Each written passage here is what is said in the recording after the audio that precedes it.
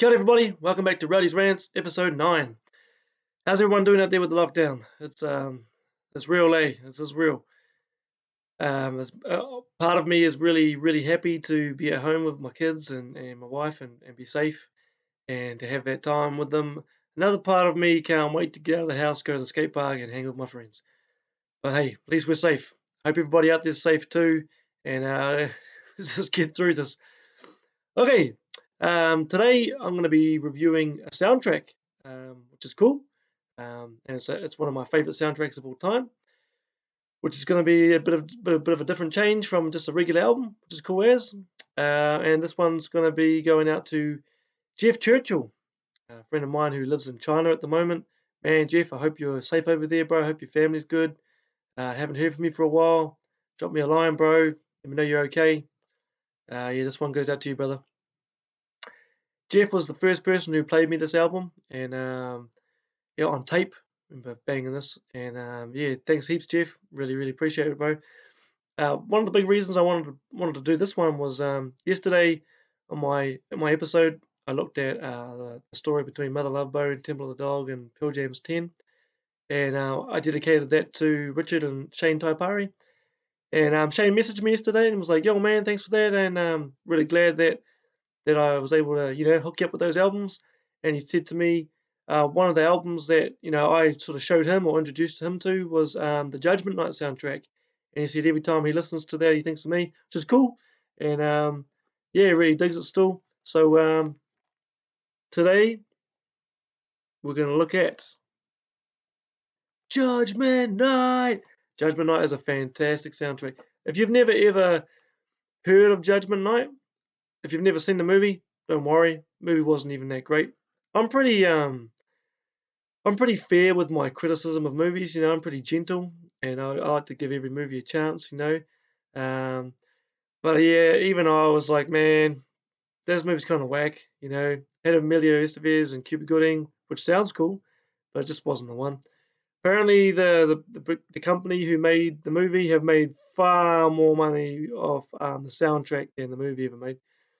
So yeah, let's rip that. Okay, so it came out in '93, and the producer for this is a guy called Happy Walter. And Happy Walter, he put this album together. Basically, the people who put the movie together, like, oh, we need a really good soundtrack for this movie. And Happy Walter was like, man, I got this cool idea. And apparently, the idea for it came from just talking with some of the bands that he worked with. Happy Walter is the guy who bought us Cypress Hall. He really kind of packaged them and marketed them and managed them really well. And thank you, because Cypress Hall is awesome. I really have to do Black Sunday one of these days. Anyway, so that's the deal there. And some of the discussions that Happy was having with Cypress Hill and also House of Pain, they're like, it'd be really cool to get some rock acts together and get some of the rock musicians to collab with some of the hip hop artists out there. And so some of those talks sort of started that up, and Cypress Hill were really into that. There's a lot of rock. They were friends of a lot of rock groups, and they worked festivals together like Lollapalooza and stuff like that.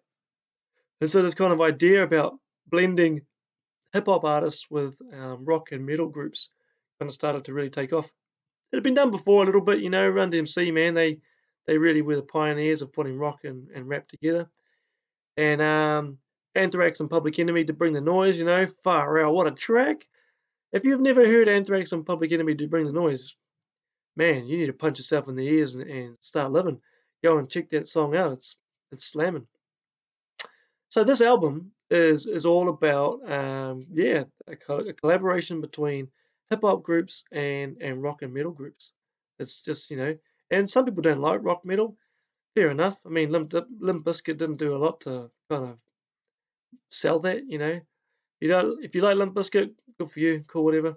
Me and my friend David and Gwen Barry went to like a festival or rock show called Storm the Gates last year. Yeah, I think so. And that was cool, man. Suicidal Tendencies played. It was rad to see Suicidal again. And who else played? Head P. That was great. And Sublime with Rome. I mean, like, yeah, it wasn't Bradley, but it was Sublime, man. It was great. It was still Sublime. But Limp Bizkit kind of I don't know if they headlined, but they were like the last band to play, and I was like, oh, we'll give them a shot. Then we walked out after 3 shows. It was whack. I didn't dig it. I never really liked Limp Bizkit. But anyway, getting back to this album. Just to give you a taste of how cool the blends were. The first track is Cypress Hall and Sonic Youth doing a song called Mary Jane. I wonder what that's about. Yeah, Mary Jane. Anyway, so I know that for people who know this album really well on tape or CD, that's not the first track. On tape or CD, the first track is the Helmet and House of Pain one, but I'm doing the vinyl one because I love vinyl. Deal with it. But yeah, I love you, Mary Jane. Sugar cream pie, get really high. It's a really cool blend between Sonic Youth and Cypress. Apparently, on this album, everybody wanted to work with Cypress Hill. You know, like the whole album could have been a Cypress Hill album with just different rock groups.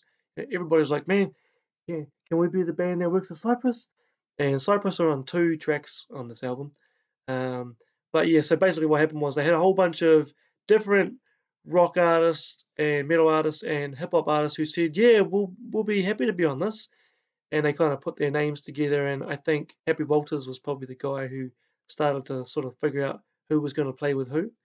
And there was a little bit of negotiations as well. But I think towards the end, yeah, you kind of got who you got. And it worked out great. There was, from reading years ago in a magazine with Happy Walters, and he talked about how they rang the managers for lots of different bands, and they tried to get as many different bands as they could. Happy said that he wasn't going to push anybody or be too forceful about it. He just said if you want to be on it, you want to be on it. Apparently, they rang Metallica's manager, and he was like, "No, thank you. We've got bigger things to do." Um, he's not sure if it was Metallica who turned it down or the manager. Apparently, the manager at the time was a bit of a douche. But a lot of managers at the time were like, "No, thank you. We've got other things going on." And no one really sort of saw the project as being anything special. Ice Cube was going to be on this, but his manager was like, "No, this is Mr. NWA. We're not doing anything with rock groups." There's probably a lot of managers out there now who either got fired over this or definitely got like a "What were you thinking?" from their bands, because this album is just epic. It's classic, and so many people love it, and it's gone down in history. And I would hate to have been a band that turned it down. You'd feel like a muppet. So that first track, Cypress and Sonic Youth, it's real cool. Like it's as Cypress are. It's like a real kind of take something and you have a bit of a toke and sit down and just kind of bob your head. And Be Real's lyrics are real funny, real hard case in the song. Right. So after that, we've got Onyx and Biohazard. Man, Onyx are them and themselves are almost. I mean, they're hip hop, but they're almost metal. They just the way they don't have so much flow their lyrics as they spit them. And they kind of it's almost like they're yelling. Them and MOP are like probably like the heaviest MCs out. They just kind of wah. They're just yelling. And so Onyx actually did a track with Biohazard before this album called Slam, and they really dug that kind of rock rap mix. And when Onyx were like, okay, who are we gonna do this track with? And they're like, yeah, definitely Biohazard, man. Biohazard all the way. I'd never really heard Biohazard before this album. Urban Discipline wasn't something that was on my radar. Growing up in Cambridge, like, this is pre-internet days. When I was young in Cambridge, if you didn't read about a band in a magazine, or if you didn't know somebody who had their album, you weren't going to hear the band. Cambridge, I hope there's people overseas listening to this, but if you're from overseas and you don't know New Zealand, Cambridge is a cool town, man. When I was growing up, it was an awesome place to live, such a cool place, but it's little, it's real little, and it wasn't a lot going on there, and so you didn't get a lot of new cool things there. Wellington and Auckland were the places to kind of really find that stuff. But Biohazard, I eventually heard of Biohazard on this album, and it's what made me want to go and buy their State of World Address album. But they're just slamming. And the cool thing about Biohazard as a metal group, so Onyx are almost like a hip hop group. Biohazard are almost like Onyx are almost like a metal group. Biohazard is almost like a hip hop group, so the two just really blended really well. And apparently, while they were making the song, um, Onyx were like, man, them boys from Biohazard can really play their dice, and apparently Biohazard kind of took quite a lot of money from some of the boys during the recording of that, and they just kind of hung out all the time. And they went to Black Sabbath's studio in Birmingham, and they recorded a lot of stuff there. Imagine that. No, and they're going, yo, this is the mic that Ozzy used. And they wanted to stay longer and just basically have a party fest. But Tony Iommi was like, kind of need my studio back, boys. But their track, they're like, what are we going to call it? And like, well, the movie's called Judgment Night. And so they called the song Judgment Night. And it's just, man, it's a slamming track, Judgment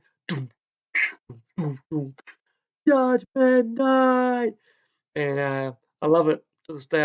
Every time I'm in the car, I finally got myself a decent stereo in my car, and you put that song on, and the subs going, and yeah, it's slamming. Again, you got to go and hear the song. Awesome song. After that is House of Pain and Helmet. I love Helmet. Helmet are awesome band too. They're quite an underrated band, I reckon. They don't get a lot of love in New Zealand. I know lots of people who love them, but yeah, not many people have heard of them in New Zealand. And Page Hamilton, he's the man. House of Pain, everybody knows House of Pain because they jump around. I don't know, I mean, House of Pain, yeah, I never really got them that much. My wife loves them. My wife loves Everlast. She says that's her second husband. Um, and she really digs them. I think the song kind of cheats a little bit. It's supposed to be like a blend of two bands, but the first part of the track is all Helmet. But and then it's sort of towards the end, it sort of slows down, and then House of Pain kicks in. So it's not really like they go out together. They probably could have almost made it separately. Maybe they did. I don't know. Still a really good song though. Just Another Victim, the song's called. Yeah, check it out. Cool. After that comes Run DMC with Living Colour. Living Colour, man. If you don't remember Living Colour, Cult of Personality, Living Colour are a cool band. I remember my stepdad, who was a really amazing blues player. Remember him listening to Living Colour for the first time, going, "Far out, man! This is the first African American band I've ever heard that sounds like a bunch of white boys playing rock." And Run DMC, Run DMC are the pioneers of rap rock. Like they did a lot of that stuff on their earlier stuff. And their song with Aerosmith, Walk This Way, when you see the video clip for that, and Aerosmith's playing in one room and Run DMC's playing in the other, and Steven Tyler picks up his microphone stand, smashes through the brick wall, and that was a real metaphor for the time, breaking the walls between these two genres that people really didn't see as being something that could mix together. And apparently, Run DMC, really helped Aerosmith with that. Yeah, Aerosmith, I don't think people realize this, but Aerosmith were kind of dead in the water in the 80s. They'd done real well in the 70s, and then the 80s hit, and people were like, eh. And Run DMC really kind of rejuvenated Aerosmith with that. But yeah, this song, Me, Myself, and My Microphone, it's a real cool Run DMC track, and you can hear Living Colours, guitar rocks just all through it. It's really cool. Yeah, Run DMC, a lot of respect to them. Fantastic group. Next song is Ice-T and Slayer. And when they approached Ice-T, at the time Ice-T had his rock group or metal group called Body Count. Who remembers Body Count? Body Count, man, so awesome, mate. Kind of cheesy, but just so super fun, super fun. And yeah, they said to Ice-T, "And you want to be on this track?" And he was like, "Yeah, man, but I want to be with like a real cool metal group, And when they said that he could be with Slayer, he was like, "Oh, whoa!" Because apparently Slayer are like his heavy metal idols. He's loved Slayer for a long time. So cool. And what Kerry King really liked about the collab was that Ice-T said that during the recording of the song, which is called Disorder, they were watching something on TV like Oprah or Donahue or something like that, and there's a whole bunch of kind of real racist white boys, these young teenagers, I don't know, just sort of talking about hate speech and stuff like that, and they were saying some pretty heinous racist stuff, and they were all wearing Slayer t-shirts. And Kerry King was like, "Oh man, I hate that we attract that kind of people." And Kerry King was like, "This is awesome. I'm so glad that we're doing this track with Ice-T because all these racist, ball heads out there who are rocking our t-shirts, they're gonna see us playing with Ice-T, Ice-T from LA, and it's gonna flip their wigs, even though they didn't have any because they're ball heads. But yeah, I think that's cool. I think that's cool that they got to do this song and kind of show people that, nah, man, we're not into that racist crap, and we rock the hip hop world as well. It's a cool song, slam and drum beats. I didn't realize this for a while, but when Slayer were rocking this one, it wasn't Dave Lombardo on the drums. I can't remember the other guy's name. He was with them for a little while, but yeah, slamming track. And Tom Araya, the vocalist, bass player from Slayer, him and Ice-T went into the studio together, and they just rocked the mic together. Such a cool story. Right after that, my favorite track on this whole album, and one of my favorite songs of all time, is a song called Missing Link. And the MC on this is my man, Del the Funky Homo Sapien. If you don't know Del the Funky Homo Sapien, you probably shouldn't come over to my house, because that's all I play. He's the man. Some of you might remember his track from back in the day, Mr. Double E, Mr. Bob Double E. I mean, he got famous for that one, and people thought he was a one-hit wonder. That's just because they don't get hip hop. They might have only heard that on the pop charts, but Del has done so much. He's collabed with so many people, and every time I hear him on a track, I'm just like, yo. Some of you might remember the Gorillaz song. I think it's called Dirty Harry. I ain't happy, I'm feeling sad. There's Del on that. Del's doing the flows on that one. He's the man. He's the man. They wanted to have Ice Cube on this track, and apparently Ice Cube's manager was turned it down, and so they got his cousin instead. Del the Funky Homo Sapien is Ice Cube's cousin. He rocked this, and the rock group with this is Dinosaur Jr., who's a group that I liked when I was in high school. I've only got one of their albums, but it's a cool album, and man, they do the instrumentation fantastic. But it's just such a great song. Del is. I just can't say enough about him. He's the man. If you've never heard of the song, go and listen to it. And if you don't like it, don't ever talk to me again. Um, nah, just jokes. All right, so that's the song. Side 2, flip the vinyl. Side 2, we've got De La Soul and Teenage Fanclub. I never heard Teenage Fanclub. I'd never heard of them until this album. I still haven't really ever heard them since. Some people love them. It's cool. I might have to go check them out a bit more. But De La Soul, far out, man. What a hip hop legend group. They're so good. They're so good. And this song's really nice. It's kind of just a chill, jammy song. Traveling at the speed of light. And yeah, I just love De La Soul. Their style is so cool. So yeah, that's the first song on side 2. Check it out. You gotta go hear this album. You gotta hear it. Then song 2 on side 2 is Sir Mix-a-Lot. You remember him? Baby Got Back. Yeah, that one. I like big butts, so I cannot lie. Yeah, I never really got into him, but hey, cool. He's on this track. He does a good job, and he's doing this with Mudhoney. Mudhoney's another group that came out of Seattle. Um, yeah, I never really dug Mudhoney that much. I got some friends who just swear by them. They think they're the bomb, and cool as. But yeah, this track is pretty fun. Like Sir Mix-a-Lot really spits those rhymes out. It's quite funky. So yeah, cool song. After that, number 3, easily second best song on the album, and it is heavy. It's such a heavy song, and this one is Faith No More. Who doesn't love Faith No More? Faith No More with a group called Booyah Tribe. Booyah Tribe are Samoans. They live in America. They're like straight up Samoan gangsters. Like they're some OGs, man. And apparently during the recording of this song, Billy Gould from Faith No More said that they were in the studio and there were just kind of handguns just sitting on the mixing board. I don't know why they brought their guns in, but maybe it was to add to the whole gangster feel. But yeah, Faith No More went to Samoa and they hung out and they were like, hey, like you guys do this really cool cultural a cappella stuff, and your national anthem's really cool. Let's do something like that. And Booyah Tribe were like, what? That's whack, bro. Nah, man, we're doing some heavy stuff. And yeah, apparently they started jamming, just going for it, and they just really gelled. And just the Faith No More guitarist at the time, what was the cat's name? Jim Martin, wore the double glasses.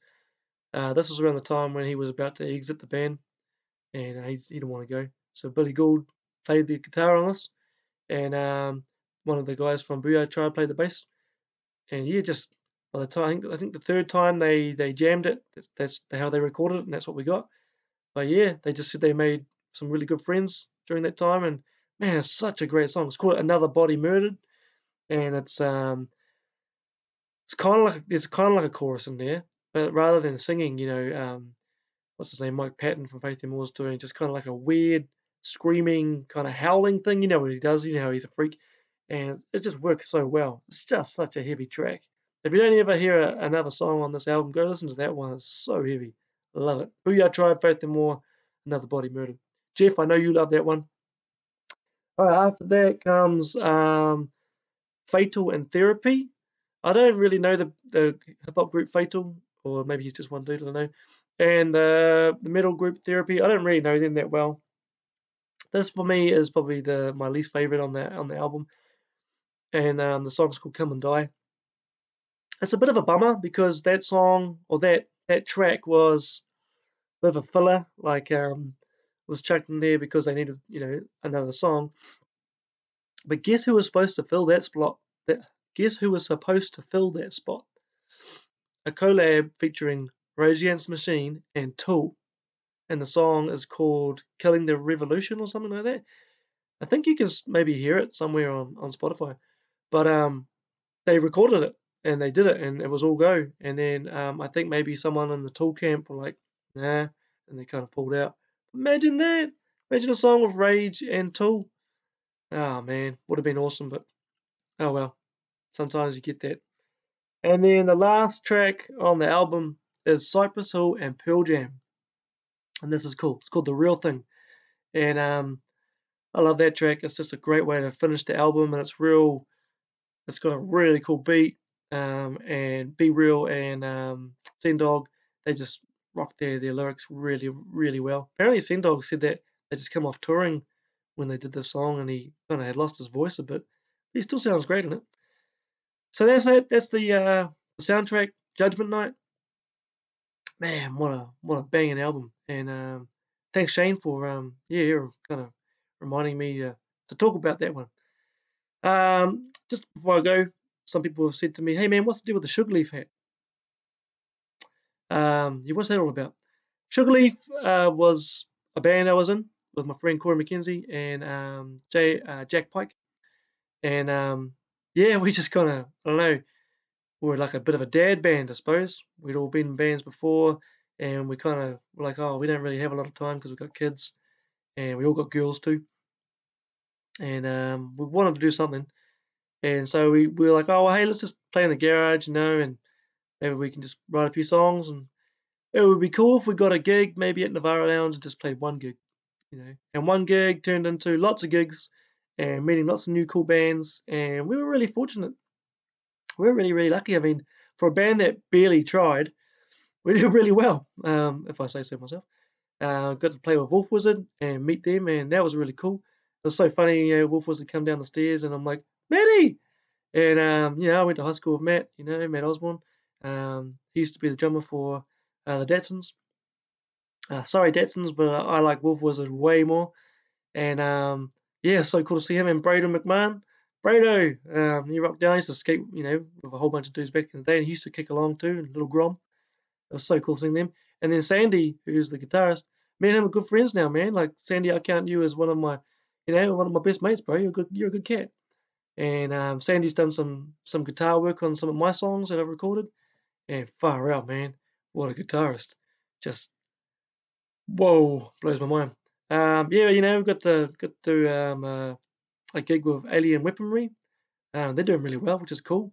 And so yeah, we had a cool ride, Sugarleaf all the way. We had a cool ride, man. And I don't know, I'd love to jam with those dudes again one day. But anyway, that's the story of that. Okay, so I hope you liked the review of Judgement Night. If you haven't heard the soundtrack, go listen to it. It's banging. Everybody out there, stay safe, man. And it's a nice day outside, where I am. Go and enjoy the sun. Just try to stay sane. And until tomorrow, peace.